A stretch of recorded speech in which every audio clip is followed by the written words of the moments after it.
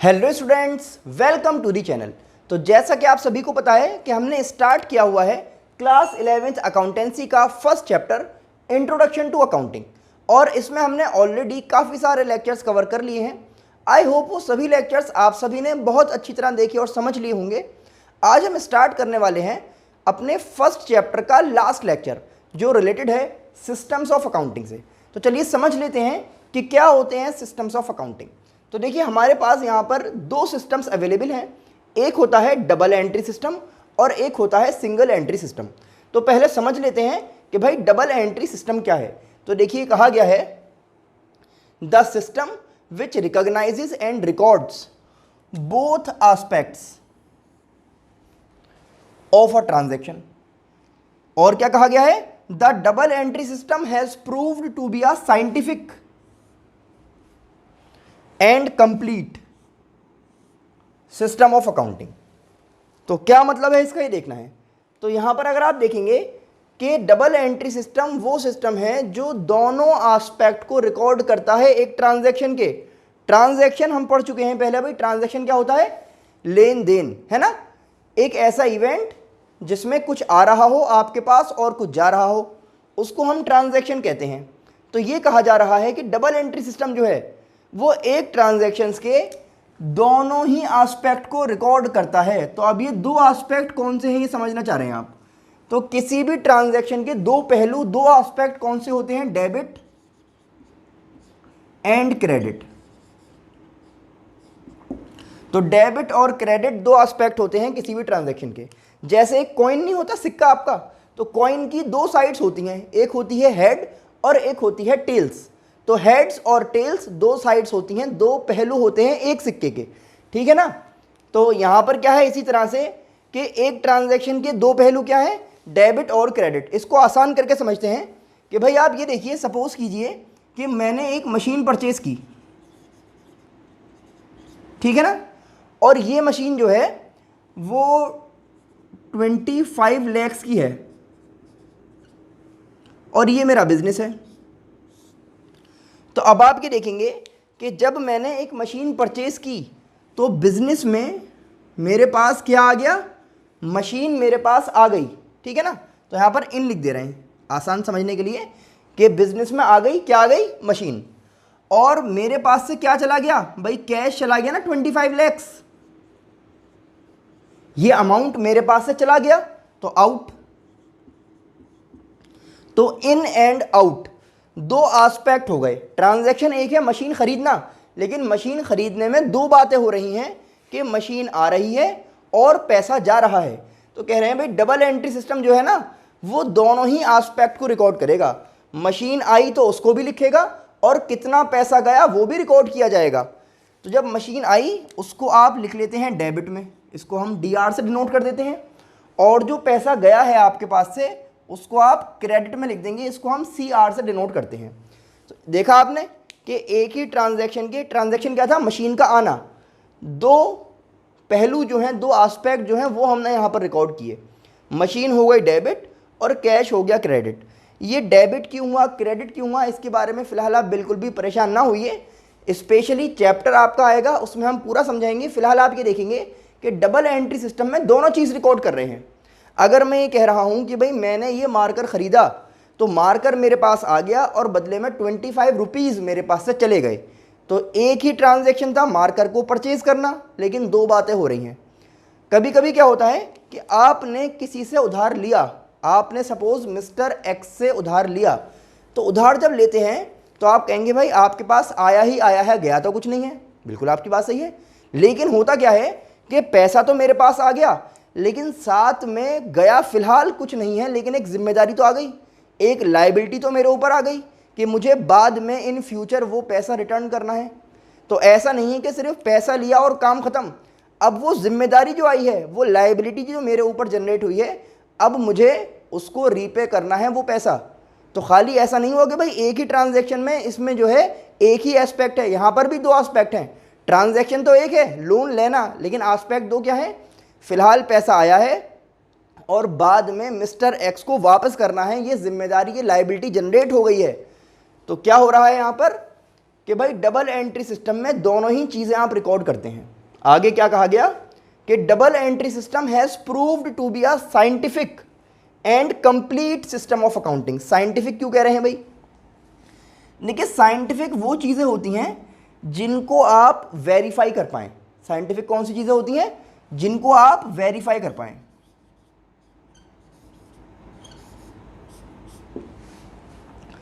तो अब आप कहेंगे भाई इसमें क्या चीज़ वेरीफाई करना चाह रहे हैं आप? तो आप ये देखेंगे, जब आप स्टार्टिंग से सभी चीज़ें रिकॉर्ड करते हुए ला रहे थे, आपने सबसे पहले क्या करा? बिल काटा। भैया जब आपके पास क्या हुआ, कोई कस्टमर आया तो आपने उसको एक बिल काट के दिया। उस बिल की हेल्प से आपने जर्नल बनाई, फिर लेजर, फिर ट्रायल बैलेंस, फिर ट्रेडिंग, पीएल, बैलेंस शीट, सारा काम कर रहे हैं ना। तो आपके पास प्रूफ्स हैं। आपके पास क्या है? प्रूफ्स हैं। आप कभी भी किसी भी चीज़ को क्रॉस चेक कर सकते हैं, वेरीफाई कर सकते हैं कि भाई लेजर में अगर सपोज ये लिखा हुआ है तो ये कहाँ से आया? आप देख लेंगे भाई जर्नल से आया होगा। जर्नल में ये लिखा हुआ है, कहाँ से आया? आप देख लेंगे भाई बिल्स में चेक करिए, वहाँ पे लिखा होगा। तो हर चीज़ जो है वेरीफाई की जा सकती है। इसीलिए इसको कह रहे हैं कि भाई एक साइंटिफिक मेथड है। इसमें आपको अगर कहीं भी एरर हो जाएगा ना, तो उस एरर को डिटेक्ट करना बहुत आसान हो जाएगा। जैसे भाई ये मैथ्स है आपकी, ये कह रही है कि भाई 2 और 2 जो है वो 4 होते हैं। अगर कोई कहे कि भाई 2 और 2 5 होते हैं, तो आप उसको बता सकते हैं ना कि भाई ये लो 2 और ये लो 2, काउंट कर लो 1 2 3 4 4 हो गए। तो इस चीज़ को वेरीफाई करना आसान हो गया ना, क्योंकि ये सब चीज़ें साइंस हैं। तो वेरीफाई करना आसान है, एरर को डिटेक्ट करना आसान है। ठीक है ना? इसी तरह में देखिए साइंस है, साइंस के कुछ लॉज होते हैं, रूल्स होते हैं, है ना। फिजिक्स, केमिस्ट्री, बायो, सब चीज़ें आपने पढ़ी। इन सब चीज़ों को आप कभी भी वेरीफाई कर सकते हैं। कि आपने कहा भाई कि वाटर, तो आपने कहा H2O, तो H2O का मतलब है कि भाई हाइड्रोजन और ऑक्सीजन के किस किस टाइप से एटम्स वगैरह जो भी होते हैं वो मिले हुए हैं। तो आप कहेंगे हाँ भाई ये H2O हो रहा है, पानी है। तो ये चीज़ें क्या है? वेरीफाई की जा सकती हैं। तो इसीलिए क्या कह रहे हैं कि अकाउंटिंग जो है वो आपका एक साइंटिफिक मेथड है। साथ में क्या कहा? डबल एंट्री सिस्टम की बात चल रही है। साथ में क्या कहा कि it is a complete system of accounting. Complete क्यों है भाई? आप खुद देख रहे हैं कि बिल जनरेट करने से लेकर बैलेंस शीट तक और आगे भी उसके बाद जो आपको काम करना है, वो पूरा काम आप कर रहे हैं प्रॉपर वे में, हर चीज़ को रिकॉर्ड करते हुए चल रहे हैं। इसीलिए तो आप कह रहे हैं कि कंप्लीट सिस्टम है। इसमें कहीं भी कोई चीज़ आप इग्नोर नहीं कर रहे, कुछ आप छोड़ नहीं रहे। कोई भी चीज़ ऐसी नहीं है जो आपने मिस कर दी हो, और गलती से अगर कुछ छूट भी गया है तो वो यहाँ से आपको मिल जाएगा। इसीलिए हम कह रहे हैं कि भाई डबल एंट्री सिस्टम सबसे बेस्ट है, और ये जो है कंप्लीट सिस्टम है, साइंटिफिक है, और दोनों एस्पेक्ट को रिकॉर्ड करता है एक ट्रांजैक्शन के। 2 एस्पेक्ट क्या बताए गए हैं आपको? Debit and credit. फिलहाल ये क्या होते हैं, आप बिल्कुल परेशान ना होइए। देखिए होता असल में ये है कि जब आप भाई देखिए मैथ्स करते हैं, तो मैथ्स में आपके पास प्लस और माइनस होता है कि 2 चीज़ों को जोड़ना है प्लस कर दो, माइनस करना है सब्ट्रैक्ट करना है तो माइनस कर दो। अकाउंट्स में हमारे पास प्लस और माइनस नहीं है, यहाँ पर हमारे पास डेबिट और क्रेडिट है। तो चीज़ों को प्लस माइनस करने के लिए डेबिट और क्रेडिट का हम यूज़ करते हैं। किस तरह से करते हैं? वैसे तो इसके ऊपर स्पेशल एक लेक्चर रिकॉर्ड किया गया है, आप अगर चाहते हैं तो मैं उसका लिंक जो है डिस्क्रिप्शन में प्रोवाइड कर दूंगा, वहाँ से आप लोग देख सकते हैं। और अभी भी जो सीरीज़ हमने स्टार्ट की है, यहाँ पर भी दोबारा समझाया जाएगा इंशाल्लाह, जब वो चैप्टर आपके सामने आएगा। ठीक है ना? तो अब हम देख लेते हैं कि क्या फीचर्स हैं डबल एंट्री सिस्टम के। I hope double entry system का मीनिंग आप सभी को बहुत अच्छी तरह समझ में आ गया होगा। देखिए डबल एंट्री कितना ज़्यादा इंपॉर्टेंस रखता है अकाउंटिंग में, इसका अंदाज़ा आप इसी चीज़ से लगा सकते हैं कि आपकी बुक का जो टाइटल है ना, वो भी है डबल एंट्री बुक कीपिंग। तो डबल एंट्री को समझना बहुत ज़्यादा इंपॉर्टेंट है। चलिए आगे देखते हैं और समझ लेते हैं कि भाई क्या फीचर्स हैं डबल एंट्री के। डबल एंट्री सिस्टम के फीचर्स में फर्स्ट कहा जा रहा है कि it maintains complete record of each transaction. Complete record क्यों है? क्योंकि दोनों ही एस्पेक्ट को, दोनों ही पहलुओं को आप रिकॉर्ड कर रहे हैं। क्या डेबिट हो रहा है और उसके बदले में क्या क्रेडिट हो रहा है, दोनों ही चीज़ों को प्रॉपरली रिकॉर्ड किया जा रहा है स्टार्टिंग से लेके एंड तक। ठीक है ना? दूसरी बात क्या सामने आ रही है? कहा गया है कि भाई it recognizes two fold aspect of every transaction. वही बात कि टू फोल्ड एस्पेक्ट का मतलब डेबिट और क्रेडिट।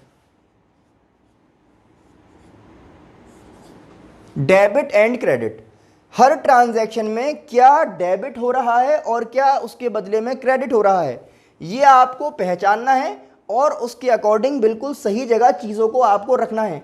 जो चीज़ डेबिट वाली है वो डेबिट के कॉलम में जानी चाहिए, और जो क्रेडिट वाली चीज़ है, क्रेडिट वाला आइटम है, वो आपको प्रॉपरली क्रेडिट वाली साइड पर ही रिकॉर्ड करना है। ठीक है ना। नेक्स्ट क्या कहा जा रहा है कि भाई डबल एंट्री सिस्टम जब आप कर रहे हैं तो आपको rules of debit and credit को स्ट्रिक्टली फॉलो करना होगा। Rules of debit and credit क्या है, इसके बारे में पूरा एक स्पेशल आपका चैप्टर आ रहा है, उसमें हम समझेंगे। Rules of debit and credit भाई नाम से समझ में आ रहा है, ये हमें यही समझाते हैं कि आपको आइटम्स को डेबिट और क्रेडिट किस हिसाब से करना है, क्या चीज़ कब डेबिट में आनी है और क्या चीज़ कब क्रेडिट में आनी है, ये आप कब समझ पाएंगे, जब आप डबल एंट्री सिस्टम कर रहे हैं। और डबल एंट्री सिस्टम को ही अप्लाई करने के लिए ये रूल्स आपको पढ़ने हैं। ठीक है ना। इसी में आप समझते हैं कि डेबिट एंड क्रेडिट किस तरह से किया जाएगा। लास्ट क्या कहा जा रहा है भाई कि arithmetic accuracy of accounts is maintained by preparing the trial balance. Trial balance क्या होता है, इसका नाम आप पहले भी सुन चुके हैं कि ट्रायल बैलेंस में दो साइड्स होती हैं, एक होती है डेबिट और एक होती है क्रेडिट। डबल एंट्री की बात चल रही है, इसमें भी दो साइड होती हैं। तो ट्रायल बैलेंस में क्या कहा गया था कि डेबिट और क्रेडिट का जो टोटल है वो हमेशा इक्वल आए। जब वो इक्वल आ जाएगा तभी हम कहेंगे कि अब तक हमने जो काम किया है, क्या काम किया था आपने, जर्नल और जर्नल से लेजर जो बनाई थी वो बिल्कुल सही बनी है। कब बनी है, जब डेबिट और क्रेडिट मैच हो जाएं। देखिए ये आप ध्यान रखिए हमेशा कि जो भी आप ट्रांजैक्शन कर रहे हैं उसमें जितना भी डेबिट आ रहा है और जितना भी क्रेडिट आ रहा है वो हमेशा क्या होगा, इक्वल होगा। देखिए इसका एक एग्जाम्पल समझते हैं। सपोज कीजिए मैंने ये कहा कि मैंने मिस्टर एक्स से एक मशीन ख़रीदी 10 लाख की। मैंने मिस्टर एक्स से एक मशीन ख़रीदी 10 लाख की, तो मैं क्या कहूँगा कि भाई मेरे पास एक मशीन आ गई, तो मशीन को मैं डेबिट कर लेता हूँ। मशीन कितने की है, 10 लाख की, और बदले में मेरे पास से 10 लाख रुपए ही चले गए, तो मैं कैश, और कैश भी कितना, 10 लाख, उसको क्रेडिट कर दूंगा। तो आप यहां पर देख पा रहे हैं कि जो दो एस्पेक्ट्स थे ना, डेबिट और क्रेडिट, इनका बैलेंस हमेशा इक्वल है। जितनी वैल्यू की मशीन आई है उतना ही पैसा गया है। इसी को देखिए और अलग तरह से समझते हैं हम। ये बताइए क्या ऐसा नहीं हो सकता कि मैं मिस्टर एक्स को 6 लाख रुपए कैश दे दूं और 4 लाख रुपए कहूं कि भाई बाद में ले लेना, आप पर उधार रहे। ठीक है ना। तो आपके 10 लाख में से 4 लाख मुझ पर उधार रहे और 6 लाख आप रख लीजिए। देखिए इस केस में भी जो टोटल है वो मैच हो रहा है। किस तरह से कि कैश 6 लाख और जो उधार रहा ना, तो मुझे ये बताइए एक लायबिलिटी जो मेरे ऊपर आई है, क्या मैं उसको याद नहीं रखूंगा? मैं इस चीज़ को याद नहीं रखूंगा कि मुझे मिस्टर एक्स को 4 लाख रुपए अभी पे करने हैं फ्यूचर में? बिल्कुल याद रखना पड़ेगा। तो इसको हम यहीं पर ऐड कर लेते हैं क्रेडिट में ही कि मिस्टर एक्स कितने रुपए, 4 लाख। तो इससे हमें याद रहेगा कि भाई मिस्टर एक्स को पे करने हैं, सही है ना, कितने रुपए पे करने हैं, 4 लाख रुपए।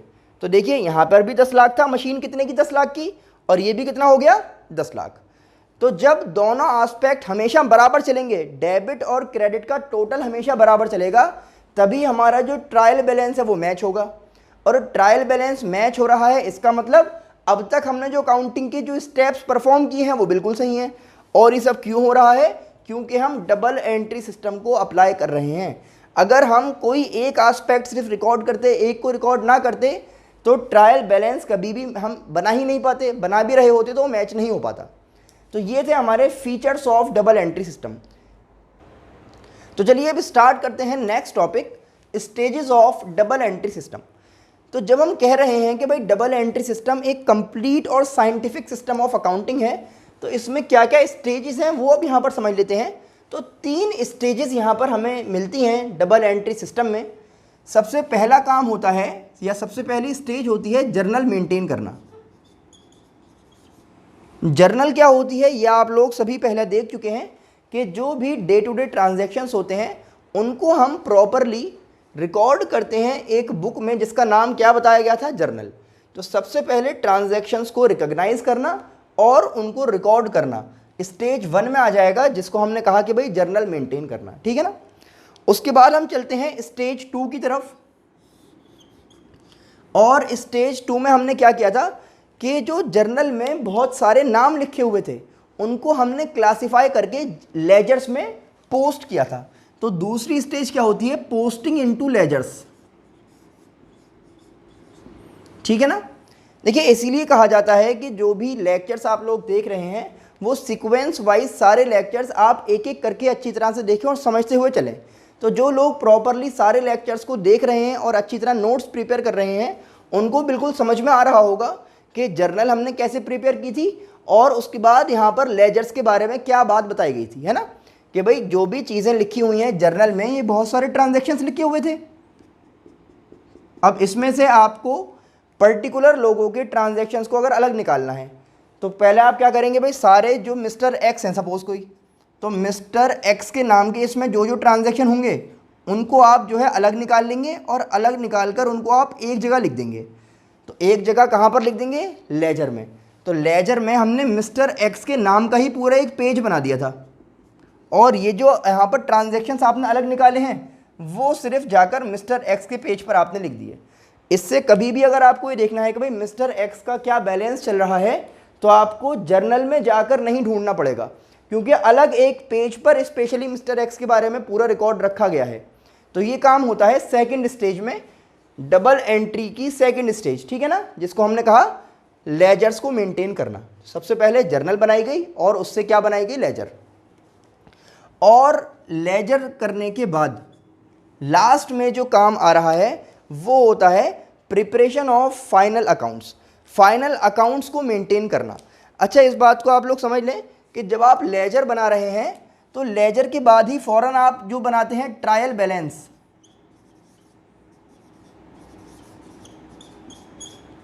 वो भी स्टेज 2 में ही आएगा, क्योंकि ट्रायल बैलेंस का अपना सिर्फ इतना काम होता है कि ये चेक करवा दे आपको कि आपकी लेजर्स जो है वो ठीक बनी है। लेजर्स ठीक होने का मतलब जर्नल भी ठीक है। तो स्टेज 2 का ही पार्ट क्या है, ट्रायल बैलेंस, ठीक है ना। इसका काम क्या था, to check the accuracy of accounts. और थर्ड स्टेज पर हम लोग जा रहे थे। थर्ड स्टेज पर आप फाइनल अकाउंट्स को प्रिपेयर करते हैं।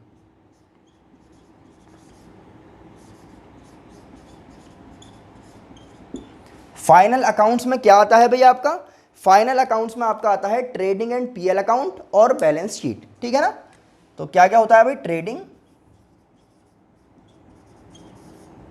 And profit and loss account and balance sheet.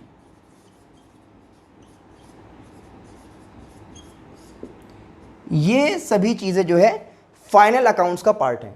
तो 3 स्टेज क्या हो गई, सबसे पहले आपको रिकॉर्ड करने हैं डेली बेसिस पर ट्रांजैक्शंस, जिनको आपने जर्नल में रिकॉर्ड कर लिया।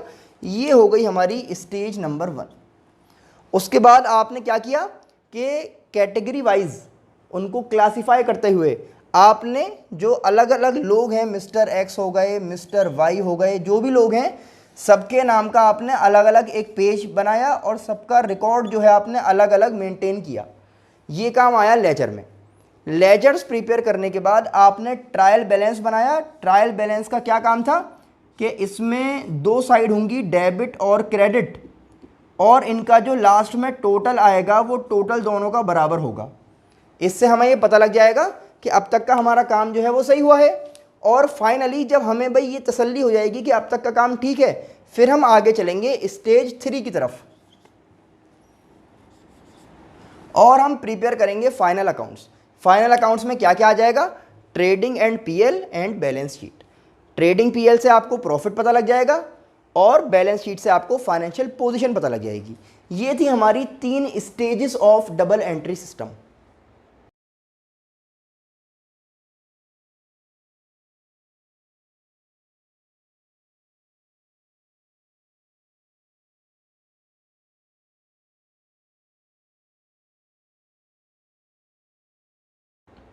तो चलिए स्टार्ट करते हैं डबल एंट्री सिस्टम का last topic, advantages of double entry system. ये हम देखना चाहते हैं कि अगर हम डबल एंट्री सिस्टम को इम्प्लीमेंट कर रहे हैं अपनी बिजनेस ऑर्गेनाइजेशन में तो इससे हमें क्या बेनिफिट मिल रहा है। तो क्या एडवांटेज है डबल एंट्री सिस्टम की, चलिए समझ लेते हैं। सबसे पहले तो ये कहा गया है कि भाई डबल एंट्री सिस्टम जो है वो एक साइंटिफिक सिस्टम है। जिस तरह साइंस में कुछ थ्योरीज होती हैं, कुछ लॉज होते हैं, कुछ प्रिंसिपल्स होते हैं जिन पर साइंस बेस्ड होती है, इसी तरह से अकाउंटिंग में भी हमारे पास कुछ थ्योरीज हैं, कुछ प्रिंसिपल्स हैं और कुछ रूल्स हैं जिनको हमें फॉलो करना होता है अकाउंटिंग करने के लिए। ऐसा नहीं है कि भाई जो दिल करा उसको आपने डेबिट कर दिया और जो दिल करा उसको आपने क्रेडिट कर दिया। ये डेबिट और क्रेडिट के स्पेशली रूल्स हमें सिखाए गए हैं, रूल्स हमारे पास हैं कि भाई क्या चीज़ कब डेबिट होगी और क्या चीज़ कब क्रेडिट होगी। थ्योरीज हमारे पास हैं अकाउंटिंग से रिलेटेड।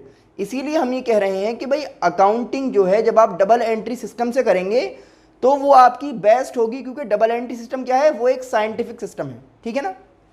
नेक्स्ट क्या कहा गया है भाई कि कंप्लीट रिकॉर्ड्स आपको मिल जाते हैं जब आप डबल एंट्री सिस्टम को फॉलो कर रहे हैं, क्योंकि आपने कुछ भी नहीं छोड़ा है, आपने दोनों ही एस्पेक्ट को रिकॉर्ड किया है, चाहे वो डेबिट हो या क्रेडिट। डेबिट एंड क्रेडिट दोनों ही एस्पेक्ट को आप रिकॉर्ड कर रहे हैं, कितना आया और कितना गया, हर चीज़ छोटी से छोटी और बड़ी से बड़ी आप रिकॉर्ड कर रहे हैं जब आप डबल एंट्री सिस्टम की बात करते हैं। फिर आपने देखा भाई कि कहा गया है कि डबल एंट्री सिस्टम को जब आप फॉलो करेंगे तो आपको क्या मिलेगी, arithmetical accuracy of accounts is insured. Arithmetical accuracy of accounts किस तरह मिल रही है कि आप जब ट्रायल बैलेंस को प्रिपेयर करते हैं, ट्रायल बैलेंस आपने बनाया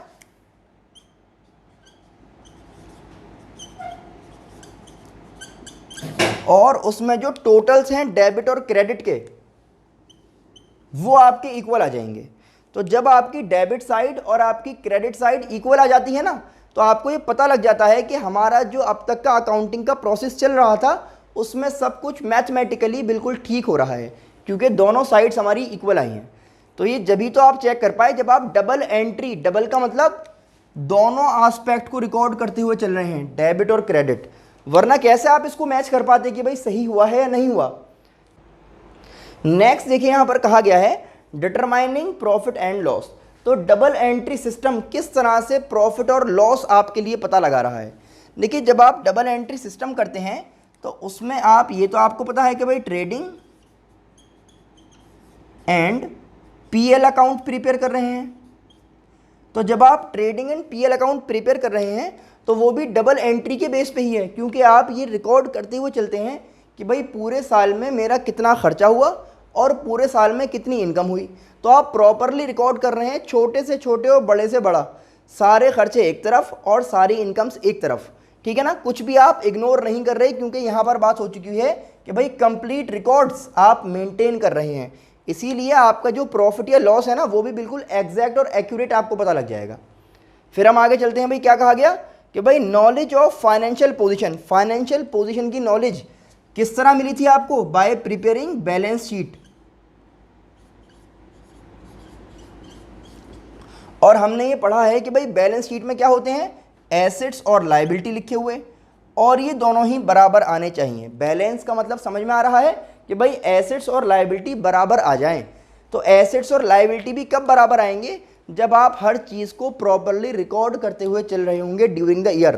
तो ड्यूरिंग द ईयर आपके एसेट्स कितने रहे और लायबिलिटीज़ कितनी रहीं, ये आप कब पता लगा पाएंगे, जब आपने जर्नल, लेजर, ट्रायल बैलेंस एक एक चीज़ बिल्कुल सही से मेंटेन की होगी और आपका यहाँ से जो प्रॉफिट और लॉस है वो भी बिल्कुल ठीक आएगा, तभी आपकी बैलेंस शीट टैली हो पाएगी, ठीक है ना। नेक्स्ट ये कहा जा रहा है भाई कि कंपैरेटिव स्टडी इज पॉसिबल। जब आप डबल एंट्री सिस्टम को फॉलो कर रहे हैं तो कंपैरिजन पॉसिबल हो पा रहा है। कंपैरिजन किस किस टाइप का था, चाहे आप अपने ही बिजनेस में अपने 2 ईयर्स के रिकॉर्ड्स को आप कंपेयर कर रहे हो कि भाई फर्स्ट ईयर में इतना था और सेकंड ईयर में इतना था, आप इसको कंपेयर करके देखना चाहते हैं, या फिर आप ये कंपेयर करके देखना चाहते हैं कि ये आप हैं और ये आपका कंपटीटर है, दोनों के बिजनेस जो हैं उनमें क्या डिफरेंस चल रहा है, क्या सिमिलैरिटीज़ हैं, तो आप कंपैरेटिव स्टडी जो है वो परफॉर्म कर पाएंगे। देखिए कंपैरिजन आप तभी तो कर पाएंगे जब आपके पास दोनों चीज़ों की प्रॉपर और कंप्लीट डिटेल्स अवेलेबल हों, तभी तो आप बता पाएंगे भाई ये ज़्यादा अच्छा है या फिर ये ज़्यादा अच्छा है। इनकम्प्लीट रिकॉर्ड से कभी भी आप कंपैरिजन नहीं कर सकते। इसीलिए डबल एंट्री सिस्टम में कंप्लीट रिकॉर्ड्स आपको मिल रहे हैं, डेबिट और क्रेडिट दोनों एस्पेक्ट का प्रॉपर ख्याल रखा जा रहा है, इसीलिए कंपैरिजन आपको यहाँ पर मिल रहा है। फिर क्या है भाई कि डिटेक्शन ऑफ फ्रॉड्स एंड मिस एप्रोप्रिएशंस। कोई भी अगर फ्रॉड होता है या फिर अगर कोई मिस एप्रोप्रिएशन होता है तो उसका पता लगाना आसान है अकाउंटिंग करने में। जब आप अकाउंटिंग कर रहे हैं डबल एंट्री सिस्टम से, किस तरह से पता लगाया जाएगा भाई? देखिए, सपोज कीजिए कि एक मशीनरी खरीदी गई, मशीनरी जो है उसकी वैल्यू है 10 लाख, तो मशीनरी आई वो आपने डेबिट में लिख दिया, और कैश आपके पास से गया। कैश जब आपके पास से जाएगा तो आप उसको क्रेडिट में लिख देंगे। अब आपको 10 लाख यहाँ पर लिखना था, लेकिन आपने क्या करा, गलती से या जानबूझ के यहाँ पर 15 लाख लिख दिए। तो अभी जो हमने बात यहाँ पर समझी थी कि भाई डेबिट और क्रेडिट हमेशा बराबर आते हैं, वो ऐसा यहाँ पर नहीं हो पाएगा, और अब आपका क्रेडिट ज़्यादा हो जाएगा और डेबिट हो जाएगा कम। तो यहाँ से आप देख पाएंगे कि भाई कहीं ना कहीं कुछ गलती हुई है, और उसको पहचानना और सही करना बहुत आसान हो जाएगा। क्योंकि अगर आप छोटी सी भी गलती किसी एक स्टेज पर करते हैं ना, उसका इफेक्ट जो है एंड तक आपको देखने को मिलता है। या तो आपका ट्रायल बैलेंस मैच नहीं होगा या आपकी बैलेंस शीट मैच नहीं होगी, तो आप समझ जाएंगे भाई कहीं ना कहीं कोई गलती हुई है, और फिर आप उसको आराम से चेक कर सकते हैं, तो डिटेक्ट कर पाएंगे अगर कहीं पर कोई फ्रॉड हुआ है। लास्ट क्या कहा गया भाई कि लास्ट एडवांटेज क्या है डबल एंट्री सिस्टम की? It helps the management in decision making. जो मैनेजमेंट है उसको डिसीजन लेने होते हैं भाई, तो मैनेजमेंट डिसीजन तभी ले पाएगा ना जब उसके पास कंप्लीट अकाउंटिंग इन्फॉर्मेशन अवेलेबल होगी। टाइम टू टाइम उसको अकाउंटिंग इन्फॉर्मेशन मिलती रहेगी, और अकाउंटिंग इन्फॉर्मेशन जो है वो प्रॉपरली कब मिलेगी? जब आपने सब चीज़ों को कंप्लीट और अच्छी तरह से रिकॉर्ड किया हुआ होगा। जब आप सभी चीज़ों को अच्छी तरह से रिकॉर्ड करेंगे, प्रॉपर वे में रिकॉर्ड करेंगे, हर एस्पेक्ट को, छोटी से छोटी बात और बड़ी से बड़ी बात, हर बात आपने बिल्कुल सही से रिकॉर्ड की हुई होगी, तभी तो आप इन्फॉर्मेशन जो है वो प्रॉपर वे में प्रोवाइड करवा पाएंगे मैनेजमेंट को। और उसके हिसाब से जब उसको बेहतर से बेहतर इन्फॉर्मेशन मिलेगी, तभी डिसीज़न जो होगा, उस डिसीज़न की जो क्वालिटी होगी ना, वो भी बहुत शानदार होगी, जब आपके पास जो इन्फॉर्मेशन आई है वो बिल्कुल सही हो। तो ये थी आपकी advantages of double entry system. तो फिलहाल हमने देखा कि भाई डबल एंट्री सिस्टम क्या होता है, क्या है इसके फीचर्स, स्टेजेस और एडवांटेजेस। अब हम समझ लेते हैं कि भाई इनकम्प्लीट रिकॉर्ड्स का जो सिस्टम है या फिर सिंगल एंट्री सिस्टम जो है वो क्या होता है।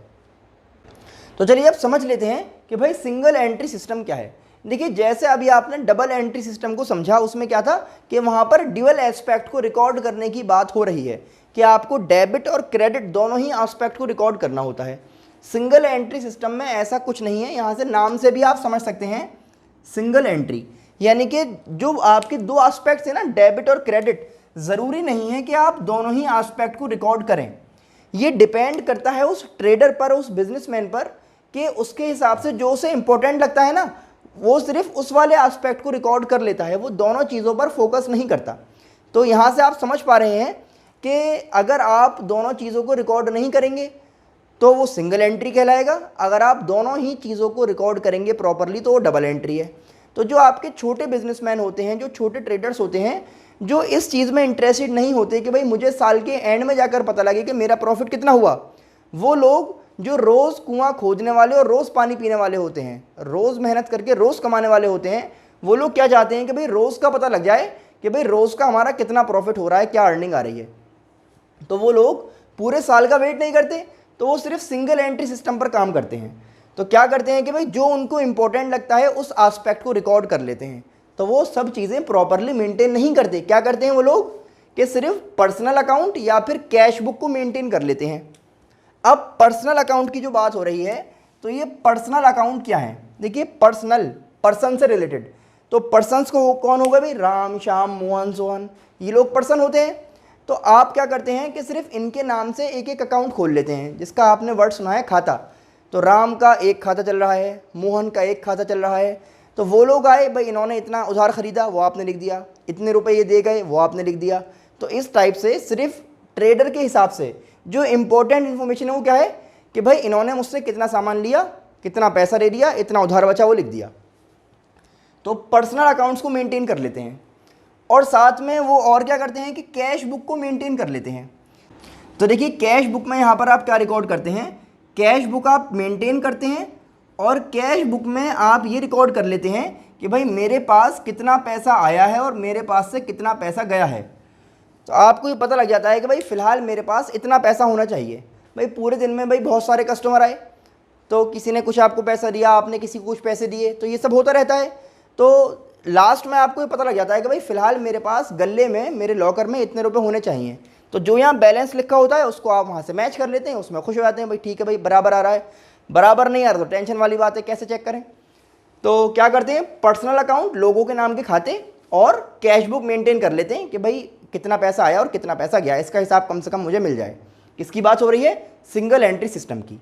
दोनों एस्पेक्ट को कभी कभी रिकॉर्ड कर लेते हैं, मोस्टली दोनों एस्पेक्ट को रिकॉर्ड नहीं करते, ठीक है ना। और क्या बात हो रही है भाई कि ये जो सिंगल एंट्री सिस्टम है ये अनसिस्टमेटिक और इनकम्प्लीट है। जब आप सिंगल एंट्री सिस्टम से अकाउंट बनाना चाहते हैं तो वो जो अकाउंट बनते हैं ना, अनसिस्टमेटिक होते हैं और इनकम्प्लीट अकाउंट्स आपको मिलते हैं। जाहिर सी बात है, जब आप दोनों ही एस्पेक्ट को, जो इंपॉर्टेंट एस्पेक्ट्स हैं अकाउंटिंग के, उनको आप जब प्रॉपरली रिकॉर्ड नहीं कर रहे तो कंप्लीट अकाउंट्स कैसे आपको मिल जाएंगे। तो अनसिस्टमेटिक, क्योंकि भाई किसी आप रूल को फॉलो नहीं कर रहे, जो आपको समझ में आ रहा है बस जो आपको काम का लगता है वो आप लिख लेते हैं। तो क्या है, अनसिस्टमेटिक है और इनकम्प्लीट भी है।